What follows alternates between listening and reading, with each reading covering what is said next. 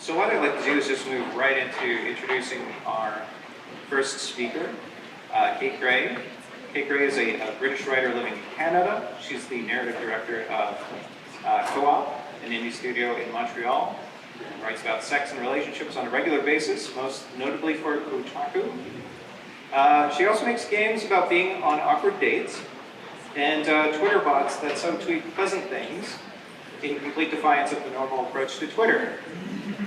So I'd like you to welcome Kate Gray.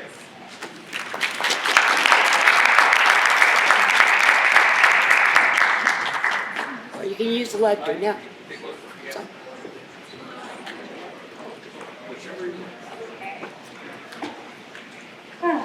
Hello. Hopefully everyone can hear me. I'm gonna have to lean into this a little bit. So many things. Okay, we're good. Oh no, how do I use PowerPoint? Oh God, is this button? That's a good button. Hello everybody. Hi. Ignore that bit. That wasn't part of the talk. Hi. Welcome to my talk on romance and games. This is me. This is my face with longer hair. My name's Kate. I have an introduction, but you already got an introduction, but I'm going to do it anyway because I've written one.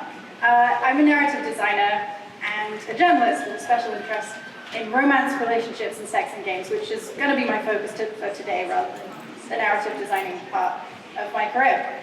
My qualifications include playing Harvest Moon for over 15 years, completing Dragon Age Inquisition like 3 times, and I've kissed like 10 people, so. Here are some of the things I've written semi-recently for Kotaku. You might have seen some of them. I don't choose the titles for what it's worth, so some of them are really weird, and that's okay. Romance and games to me, and hopefully to a lot of other people, means a huge, broad range of things, and I'm going to attempt to cover at least some of them in this talk as to why they're important to me and to many other people for a multitude of reasons. So when you think of romance games, you probably think of dating sims, and a lot of dating sims look like this. It's a genre heavily influenced by Japanese visual novels. This one is Kotaku Montreal. It's a very old game, you can probably tell.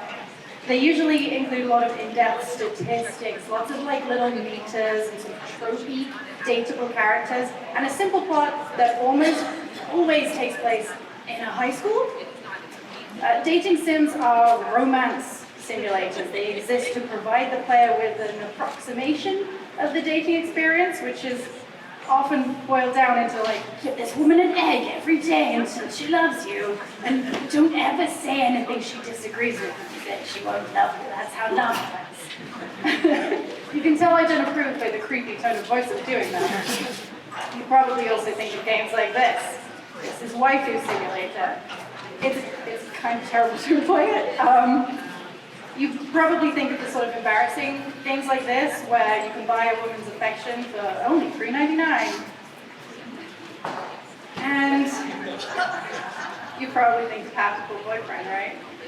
Romantic visual novels are not as intense as dating simulators. I'm going to move this a little bit in front of you, though, and I'm very short, so I shouldn't have to. They're usually a little intense. They don't have all the statistics. They have some, sometimes, but they're usually hidden behind a veneer of oh, isn't this romantic?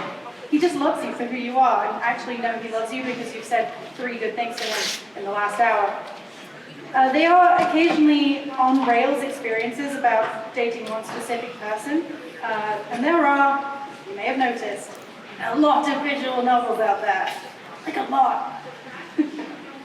They're pretty easy to make. I won't go too in-depth into this because this isn't about how to make visual novels, although please feel free.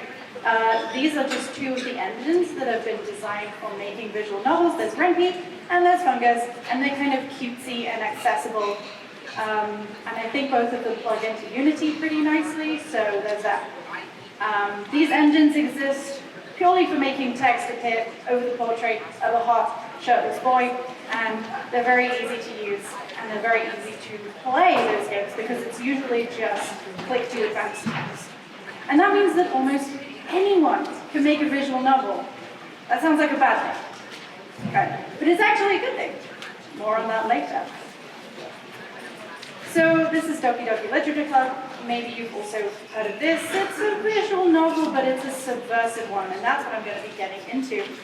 Visual novels and dating sims, they used to be pretty surface level stuff. If you're a guy or a girl and you're new in town, you go to high school, and there's 5 to 10 ladies or men of varying trope and attitude and their own rules for the thing. And the genre is now being used, because it's been going for so long, we can use it to subvert those expectations. As with Doki Doki Literature Club, I won't lie to you, I haven't played it, I'm sorry. But I do know the twist, and that's one of the reasons I haven't played it. Spoilers, there's a twist. I won't tell you what the twist is, that's too much spoiler. But it does take what you know about visual novels and about romance games, and it goes, but what if this happened instead? More recently, the dating sim and romantic visual novel scenes have developed into more exciting avenues, with games like Butterfly Soup, which is a relatively on-rails, semi-autobiographical experience about queerness and growing up. It's about teens in school. I forget what year they're in. I don't know how old they are, but they're teens and they're discovering themselves and their sexualities and the fact that maybe they've had crushes on each other all along. Tiki. As Lady Killer in a Vine. A confusing, sexy romp through a cross-dressing BDSM lesbian love fest on a cruise ship. If you haven't played it, that should sell it to you. Doesn't that seem so? But these games wouldn't exist without the past of romance games, the tropey, the cliche, the super hetero, and more than slightly problematic games that came before these ones. We were able to build on sometimes disappointing foundations to make something new and shiny and good. So with that in mind, I don't want to talk about the history of romance games any more than I already have. I want to talk about the present and the future. Let's go. I want to start first with some examples of the romance games that I like and where I think they can lead us in future. So, this is not a very interesting screenshot. I'm very sorry about that. Can you see it? Wait, has this been working the whole time? There we go. Okay. So, this is not a very interesting screenshot. More interesting than when the screen isn't working, but what's happening? Oh no. Well, you can see it intermittently. It's a bunch of text. It is a text-only dating game in which you play the mythical Guinevere, wife to King Arthur, lover of Lancelot. Or if you play her differently in the game, maybe she's actually getting it on with Morgana Le Fay. Or maybe, as you might be able to see in the screenshot, you're actually asexual. This is the only game I've ever played, and trust me, I've played a lot of them for work, where you can actually be asexual. It doesn't come up in romance games because people often don't consider it part of the romantic spectrum, and it is. It should be. And here, this is a scene where Guinevere is the night of her wedding. You get married to King Arthur no matter what, it's the night of your wedding, and he's like, hey, baby, do you want to come to bed? And you say yes or you say no. Usually in a romantic visual novel, that's kind of where it ends. You say yes, you say no, that's it. But in this one, you get a little more agency than you're normally afforded because you get to decide why. Not to him, to yourself. But it defines your character and it defines your romantic interest. So you can say, sorry, I don't want to, I'm tired, someone tried to kill me. Kind of a terrible thing and it doesn't make me very horny. Or you can say, I'm not really interested in you, this was a false marriage, I don't have any feelings for you. You can say, oh, maybe another night. Or you can say, like, I'm only interested in women. Or you can say, I'm not interested in anyone. Because Guinevere gives the player so much agency, because you get to decide not just what you do, but why. I don't know where I was going with that sentence. This is, as I've said, the only game that ever lets you be asexual. And that means a lot. I'm personally not asexual, but to be able to see, to be able to like live through that experience, it's educational, it's important. And I'd love to see games take that into account in the future. Let's see if this fixes it. Okay, next slide. Oh no, I made it worse. What do we do? So we have someone coming. Okay. Yes. Oh, that. fixed it? Yeah, just Well, okay. Cool. This is Stardew Valley. You've probably played or heard of Stardew Valley. Stardew Valley is based on Harvest Moon, as I've said. I've played a lot of Harvest Moon. I'm not going to say the romance in Harvest Moon, or honestly, Stardew Valley is very good. Because it has what is defined in the romance games community as player sexual NPCs. No matter who you are, what you look like, these characters will always pick up what you're putting down. They're not bisexual, they're player sexual, because they won't date anyone except you most of the time. They have no agency, they have no interest of their own when it comes to romance. It's like Schrodinger's love, it only exists when you engage with it. That's not really what that is, but you get what I'm saying. Which brings me to my next example, Dragon Age Inquisition. Woo! Yeah! So historically, BioWare games have always been one of the few AAA studios that are actually pushing romantic narrative forward. And in Dragon Age Inquisition, the characters aren't player sexual. This was the first time for me that I'd ever experienced players that had preferences. And you can see on the left-hand side, again, I didn't choose the title, but I wrote a piece about what happened when Dorian, the guy on the right, turned me, I was a female wolf, and games down because he was only interested in men. It's the first time I've ever been turned down in a game, and it has actually happened since. Like, he was just not interested. And the thing is that he had actually been flirting with me the entire time. And we went on his personal quest, and maybe if you've played BioWare games before, you know that when you go on a personal quest, it's loving time. His personal quest was to tell his dad that he was gay. And in the cutscene, I'm standing at the back like,